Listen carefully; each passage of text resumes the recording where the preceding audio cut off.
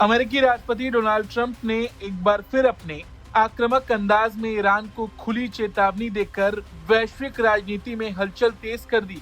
Trump ने साफ शब्दों में कहा है कि अमेरिका बातचीत के लिए तैयार, लेकिन अगर ईरान पर दबाव डालने की नौबत आई तो वो भीषण सैन्य कार्रवाई से पीछे नहीं हटेगा। एक तरह से ट्रंप ने न केवल ईरान को सीधी सैन्य कार्रवाई की धमकी दी है, बल्कि उसे बातचीत की मेज पर आने का अंतिम अल्टीमेटम भी दे दिया।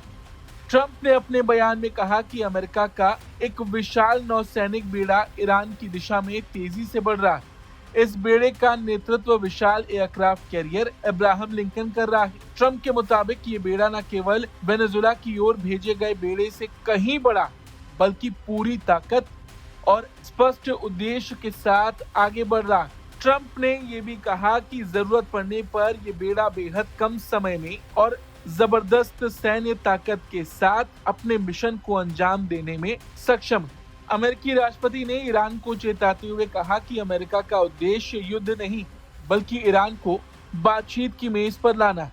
ट्रंप ने दोहराया कि अमेरिका चाहता है कि ईरान परमाणु हथियारों से पूरी तरह दूर रहे और एक ऐसी डील करे जो सभी पक्षों के लिए न्याय संगत और संतुलित। उन्होंने कहा, समय तेजी से निकल रहा है और हालात बेहद गंभीर। अब फैसला ईरान को करना है।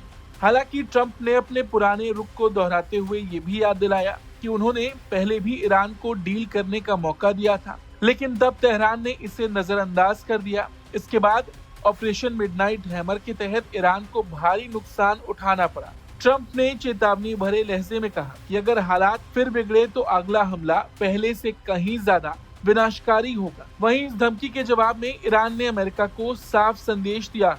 ईरानी नेतृत्व ने कहा कि वो आपसी सम्मान और साझा हितों के आधार पर बातचीत के लिए तैयार, लेकिन धमकी, दबाव या सैन्य ताकत के दम पर उसे झुकाया नहीं जा सकता। ईरान ने चेतावनी दी है कि अगर उस पर हमला हुआ या उस पर धौंस जमाने की कोशिश की गई तो वो अपनी रक्षा करेगा और ऐसा जवाब देगा जैसा दुनिया ने पहले कभी नहीं देखा होगा। कुल मिलाकर ट्रंप की इस चेतावनी ने एक बार फिर अमेरिका और ईरान के बीच तनाव को चरम पर पहुंचा दिया है।